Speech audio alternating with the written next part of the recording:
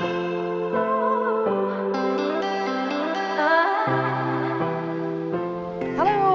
it's Allison Schaefer, and tonight at 7 o'clock we'll be doing my Facebook Live, and I just wanted to jump on in advance of that so that when you do log on, you actually see that I'm here and I'm welcoming people, but I won't start my content until we actually get everybody on board here at 7 o'clock. So thank you very much for joining us. If you have been on before, then you know what to expect. We have new content for you. If you're new, welcome, welcome, welcome. We've actually had all kinds of newcomers, so thank you for checking us out. This is a hashtag Family Talk Facebook Live, and it is one of a series of conversations that I've had on Facebook that is aiming to give parents the skills, the tools, the confidence to help prevent underage drinking. But it's also aimed for any parent of any adolescent, because we're all going through these same situations, and you're going to find that the information that we're talking about applies to many situations that you're going to be facing with your teens. And whether you are at the beginning of adolescence or your teen is getting closer to launching from home, you're going to find information that's going to be helpful. And the great thing too about tonight is that we want to make it a dialogue and a conversation. There'll be time for question and answers at the end. And in fact, every person who posts a comment or participates in the conversation gives you an opportunity to have your name entered into a draw for a $250 Visa gift card. So who wouldn't like a little bonus prize? And at the end of all of this, I have a very short survey that would be a great help to me if you would fill out. It takes about 5 minutes or less. And for the first 200 people that complete that, we also have a nice $5 Starbucks gift card. So I hope you're starting to think about the questions that you'd like to ask. We started this series well in advance of us living in a time of a pandemic. And we know parenting is already difficult on your average day with your average challenges. And I think with the pandemic, it's just added that much more uncertainty, questions, fresh situations. So we want you to know that we're here. We want to support you. So maybe you could check in and use that comment box now and let us know. Where are you checking in from? Where are you watching from? I don't know, I'm on this mission to see if we can get every province in Ontario to check in, but I know we've got friends in the States and internationally as well. But let me know what town you're checking in from. How old are your teenagers? How many you've got in the house right now? And let me know what's your current challenge. What is really something that you're struggling with that you'd like to get some support with, because we have a few more of these events still to come as we transition into the school year. And when we hear feedback about what is going on in the homes and households, that helps us shape our program so that we can provide you with content that's going to be supportive for you. So take a moment now and let me know, join the conversation. And again, any question that you post, I'm going to get around to them all during our time here. I'll try to stay online and answer some after. So use the opportunity to join this community. And like I said, we've got all kinds of content that we're going to cover tonight, but we've also been doing these for quite a few years, and all of those are archived on my YouTube channel under the hashtag Family Talk. So I really encourage you to go back and look at some of the conversations and some of the ideas and tips and content that we've already discussed. And you don't need to watch them in order just because it's a series. Please don't feel you're coming into halfway through the conversation. Everyone is a standalone, and these are good to watch with your partner. Also kind of fun to watch with your kids. So hopefully by now we've got everybody on board and we can start this evening. So again, I will just start by saying thank you for being here. My name is Allison Schaefer. I'm a family counselor and a parenting expert, and you have just joined part of a series called hashtag Family Talk. And this is a program designed for the parents of teenagers. We want to help you learn the skills, the confidence to raise kids that have great, healthy outcomes. And part of those good, healthy outcomes, which we, of course, we all want for our young teens, but we also want to aim this program at preventing underage drinking. Now, because we started this program prior to the pandemic, we realized that we now have to add this extra component because we really are making this sort of the COVID edition, that on top of all the regular challenges and struggles, we also have this overlay of how the pandemic's affected our family and how we are engaging and reacting to different situations with our teens. So tonight, I want to talk specifically about something that I think is very important and timely. And that is that we are coming up to the end of our summer, and it is common in youth culture to have the big end of the summer fling. So that, as I say, is in any end of summer is something that parents need to prepare for. But now we need to be extra prepared because we're doing this during a time of social distancing. And so I think it's going to be even more epic this summer for a couple of reasons. One is because we've had our kids at different stages of our lockdowns and opening up, but they have not had the social opportunities that they would typically have over the course of a summer. So they are ready to let go with some energy. And I think the second thing is we're about to go into a school year that is still quite unpredictable. And there might well be a perception that another wave is going to come, and this opportunity of getting together might once again be closed down if we get that second wave. So if you're a teen and you're thinking, I haven't gotten to see my friends and I don't know how long this is going to last and this is my only opportunity, I suspect there might be some epic partying happening in advance. So I want us as parents who are still supervising our kids, who still play a really important role in the health behaviors that our children make, whether we're supervising or whether they're out on their own. We have a tremendous amount of influence if we are prepared. And that's what I want to talk about tonight. I want to talk about two separate scenarios. One is the scenario is if you're hosting. So you may well be somebody who has a cottage and your kids are going to invite some pals up to the cottage, or you might be hosting something in your backyard at home. Or your child might be the recipient of an invitation to go off to a party where there's other adults and supervision of which you are not directly or assured that is going to happen there. And so I want to look at these two case scenarios as it pertains to making sure that we make good, safe decisions around both social distancing so that we don't spread the virus, and also the safety behaviors around preventing underage drinking. So let me start first and foremost with this idea of hosting your kids for a summer party. And I want to start that conversation with first asking you a little bit of around a check-in about what your own personal attitude is right now around youth and underage drinking. And the reason why I ask that is because we've seen many parents report the attitude that, well, you know, they're teens, they're going to drink anyways. And tonight I really want to challenge you around that attitude and make some compelling arguments for you to revisit your stance on that. And the first is that because we have been doing this program, we've been tracking the trends around teens drinking behaviors, we actually are seeing an improvement from the work that we've been doing in working with parents to use their true influence, which is the number one decision-making factor for kids on whether or not they say yes or no to drinking.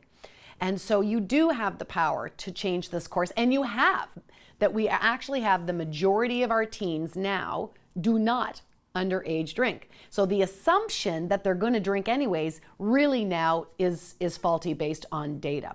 So there's that first part. But there are other issues that we have to talk about too. And part of that, again, is looking at the conversation that we have about the impact, the unhealthiness of teens drinking as minors.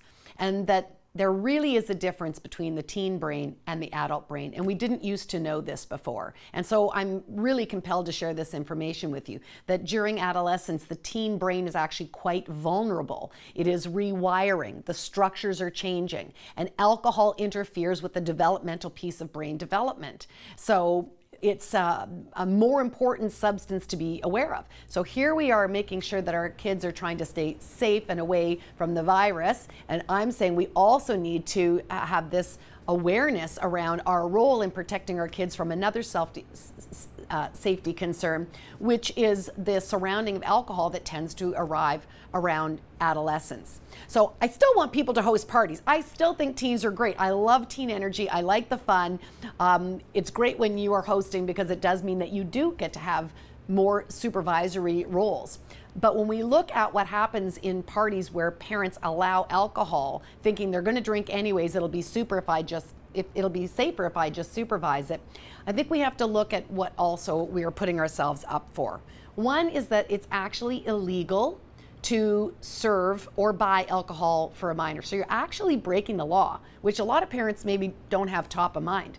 But you actually can be charged, depending on the different situations, You could be charged with contributing to the delinquency of a juvenile, that you could be held accountable and charged with potential fines, jail time, that there are something called duty to care and your ability to fail as a host when you are supervising minors.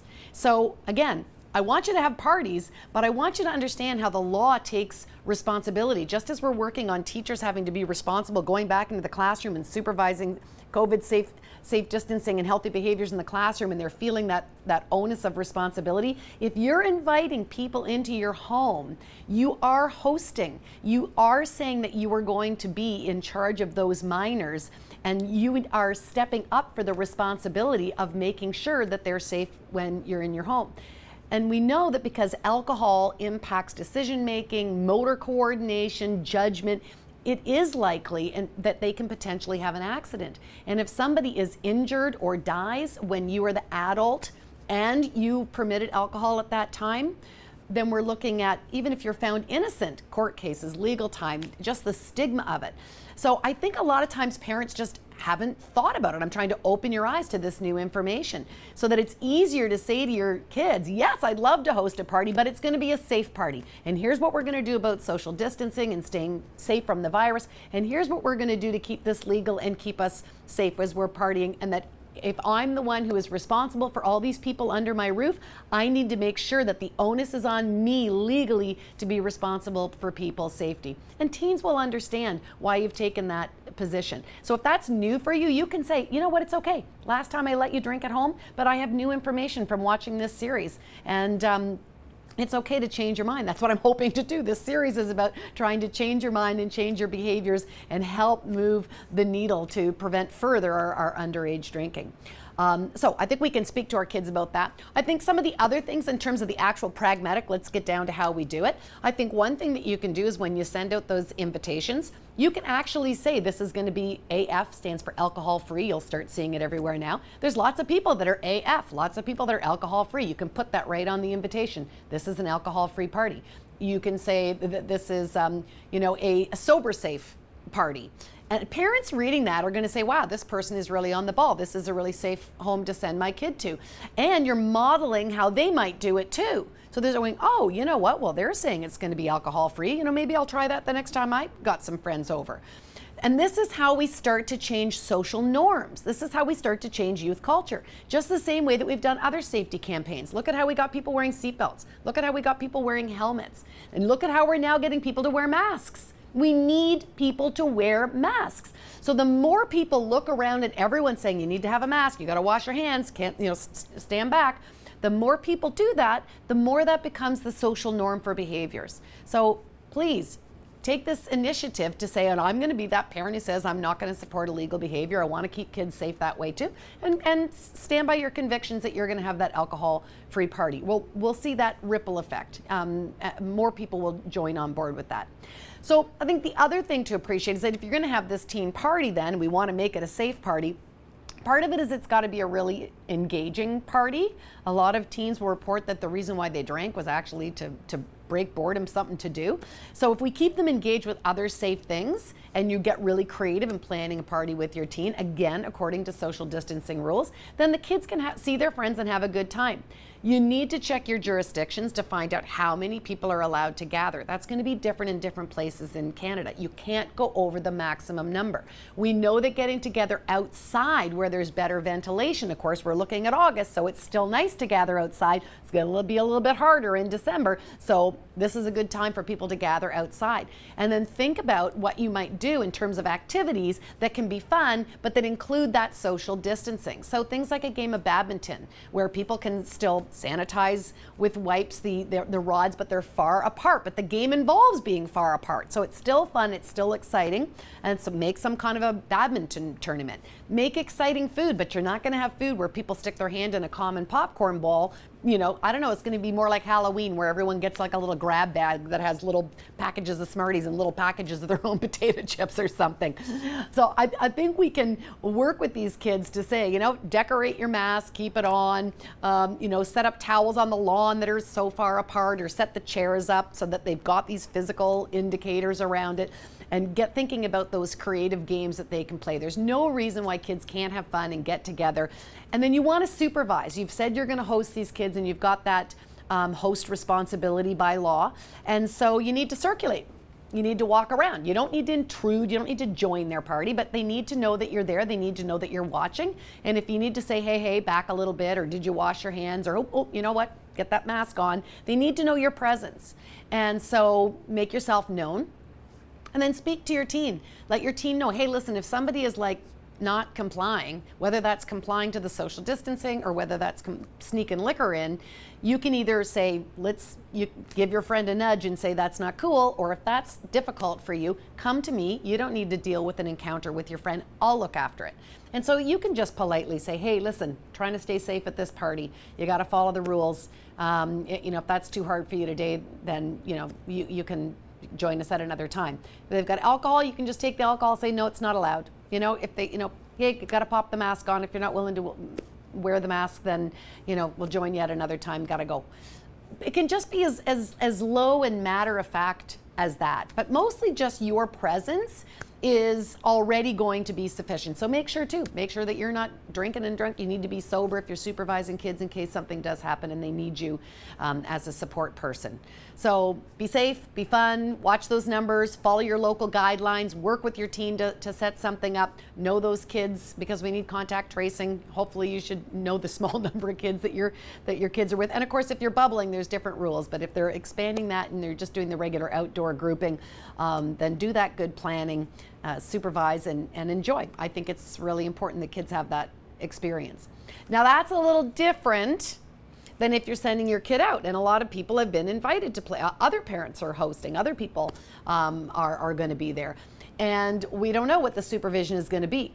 In fact, we saw earlier that one mom said, look, I don't really want the responsibility of supervising, so I just let my teen have the house for the night, and that got around on social media. What ended up happening is, with no adult there to supervise, boom, descended on 1,500 kids in Brampton. $10,000 damage to her house. Police had to come to stop the party. The teen had no way of controlling that many people. They were strangers. And so we've seen this report now. I just did a recent report with the news folks at CTV for incidents that are happening in Vancouver in terms of targeting teens and young adults, because it seems that it is those parties that community transmission is happening through. So we really do need to speak to our teens about the importance of their contribution to helping. And like I said, we actually have most teens doing the right thing. That we actually have more teens are not drinking than are drinking, and we have flattened the curve.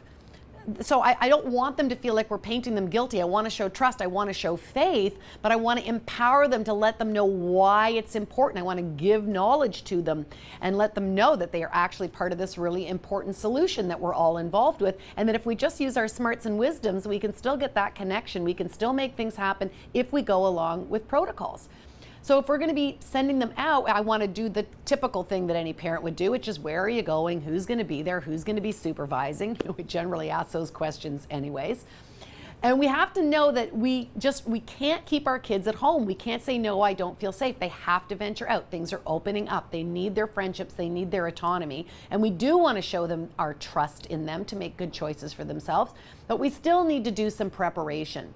That we have to assume that, yes, there's supervision there, but someone, whether it's this party or the next party or whatever, somebody's going to break the rules and bring alcohol in. And your child's got to be prepared for that eventuality. So talking to them about the just say no is just a little too flat and probably doesn't work. They really need a strategy. We need to talk about what makes it difficult. And if teens talk about peer pressure, and again, I'll just say this again, we keep thinking that they're just going to do what their peers do, so we throw up our hands thinking we'll have no influence.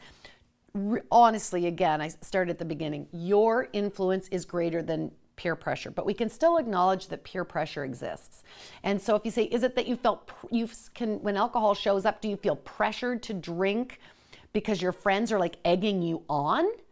Or is it that you feel pressure because you feel like if I didn't have one that maybe they wouldn't like me? And those are two different scenarios. Most kids will say they didn't actually really get egged on. It was just their own idea that they needed to do this for peer acceptance. So I think we need to talk about the idea, well, what else would you do for peer acceptance? How much of your own moral code, your own integrity code would you change in order for a friendship? Would you shoplift? Would you steal a car? Like, where are you going to draw the line? That your friends should like you for who you are without you having to move off your own code of conduct and integrity for them. And if they don't accept you for that, then you can find a group of friends, because now we know the majority of kids actually aren't underage drinking. So there's lots of other friends to pick from. So helping them come up with a way that just feels comfortable to say no. It interferes with my sleep. Or being the designated driver. Designated driver is fantastic, because then you look like a hero too. So is it just taking some kind of mocktail that looks like a cocktail, or putting it in a tumbler no one can see through so it becomes a moot point? Whatever it might be, you can, instead of just no, strategize with your kids for how they're going to manage that. And then of course, if they get into a sticky situation, we really want our kids to know, listen, I have a zero tolerance for alcohol, and I don't want you to go into a safe, people that are not following safety social distancing policies. You are the eyes on the ground. If you are seeing that things are not looking safe, we've talked about what safe looks like. Are they washing their hands? Are they wearing their masks? Are they staying 6 feet apart? Are they, if it's looking like it is safe, then great. But if you start to see the danger starting to percolate, that it's okay to call me. In fact, that's the better thing to do. That we don't want a mistake to amplify and things go from bad to worse because they get into this sticky situation and they're afraid to let you know because some of these things that you don't approve of are happening. I use the example of the kid the kids playing with matches, and their parents have said, don't play with matches, don't play with matches. And they find the match package, they start something on fire in the house, and they're so afraid to tell their parents because they weren't supposed to play with matches that they hide under the bed, and then the whole house burns down and the children are perished in a fire. That's what happens when you go to a party and things are not looking safe and you're afraid to tell your parents you've gotten into a sticky situation, whether you're watching it or you yourself are drunk, and then you don't reach out for the help you need. So we have to be really, really genuine in our sense that no questions asked, no shame, no punishment. You call me, I am there for you. And so have a safe word, so that I can come pick you up. We certainly want to talk about the effects of alcohol on the decision making and the judgment because of where the brain is at and how it interacts with the brain, and why that means that we cannot operate a car. I think many of us know the campaign Don't Drink and Drive. I think even kids understand the Don't Drink and Drive, but don't get in as a passenger. It's not even if you're behind the wheel, don't even get in. You need to stop that person from driving and don't get in the car. But then you have to also be really explicit, because kids are going to think, well, it wasn't a car, it was a jet ski. It's the idea that you need decision making to operate a lot of things that can cause danger. Fireworks, highly dangerous if you're intoxicated, right? The same with a chainsaw, a hunting gun, riding your bicycle drunk in traffic. So think about this idea. If you don't have motor coordination, what could go wrong? Things can be catastrophic. So don't just say car. We need to talk about all the things that poor judgment, motor coordination can lead to accidents and perhaps preventable tragedies that we don't want. And again, call for help. Always there. Get an adult. Call me, no judgment. So let's go to the worst case scenario. The worst case scenario is your kid does come home drunk. So there it is. There it is, folks. You picked them up. You told them to call. They did. And you've got a teen who's been drinking on your hands. I know that that's upsetting, but how you react and respond in that moment is really the determinant of handling the situation will sway it one way or the other. Is it going to sway it towards less likelihood in the future or more likelihood in the future? I can't change what's already happened tonight, but how I react and respond does give me an opportunity to shape the future. So anger does not help. Punishment does not help. That in the moment, we need to take a deep breath, calm ourselves, hold our emotions together, and just be a caretaker, get that kid to bed. Do you need water? How much did you drink? Do you need anything else? We'll talk about this when you're sober, because the brain doesn't work properly. This is not a time for logic and discussion when somebody is intoxicated. So we wait until they're sober, and again, we use it as a learning opportunity. How did things go off the rail? What else do we need to get in place? What else would be helpful? And make that a conversation of reflection and learning. So a lot of parents will say, well, how are they going to learn if I don't punish them? In the psychology that we teach, we say punishment is actually not good for learning. It does not have the grip that we want. But consequences, learning from our consequences, experiencing the consequences of our choices, does. And so we want you to think about what those consequences might be. And many have already happened. Having a hangover is a consequence. Embarrassing yourself in front of somebody is a consequence. Cleaning up from our consequence might be, do you need to pay for someone's carpet to get steam cleaned? Do you need to take down a social post that was really embarrassing to your reputation? Do you have a friend that you need to apologize because you blurted out something and insulted them, and now you need to repair some hurt in a relationship?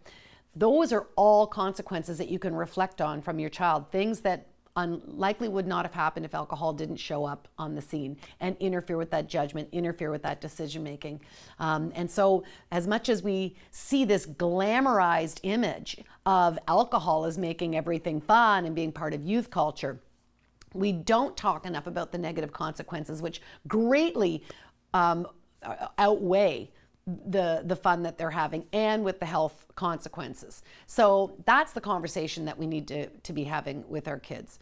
The same, if they go to a party and things start going wrong and they come to you and they say, you know what, I know I wasn't supposed to dance and whatever, but we shared drinks, I kissed my girlfriend that I'm not supposed to see, whatever it might be. If they break the social distancing protocols and they have now come home, it's better to know. And again, I don't want to punish, but I want to talk about what happened that you couldn't manage. But thank you that you told me, because now we need to talk about getting tested. Now we need to talk about possible quarantine, because we need to contain that.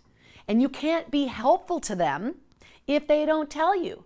So then if they don't tell you and you had potential exposure, now you go to work and now you've spread it. We need our kids to speak up, and they will not speak up and say there's been a transgression, they've crossed a line, they've made a mistake, they didn't wear the mask, whatever it might be. They won't if they're fearful of you. So we need to walk through that in detail. I promise you it's a better outcome if you tell me if there's been some kind of transgression. That's better for the world. That's better for us. I will respect you for the bravery that it took to come tell me that, yes, you had possible exposure and now we need to do something about it. That's going to help the pandemic. That's going to help improve safety behavior. So you've got to have that relationship where your child trusts you to be that person. You can be more supportive if they come to you. So whether you are hosting a party and you take that responsibility as something that is critical to everyone's health and safety, whether you are sending your kids out and trusting them that they are a guardian to their own decision making, and that you are a lifeline that's a call away, but getting them armed and prepared. With this safe approach, we should be able to keep our kids having that missed experience of socializing enough that we do end up both preventing underage drinking, preventing the spread, and protecting their good mental health, because they can still see their friends if we all go about it wisely. So I hope I've given you tips to help out. And again, I encourage you to not only ingest and then apply the information that you've learned tonight, share it with your teens, go back and visit some of the other ones on my YouTube channel to increase your other skills in that area, and join us, because we'll be having another one next week on a different topic of resiliency. But I hope this has been helpful, and good luck. Have a great rest of the summer.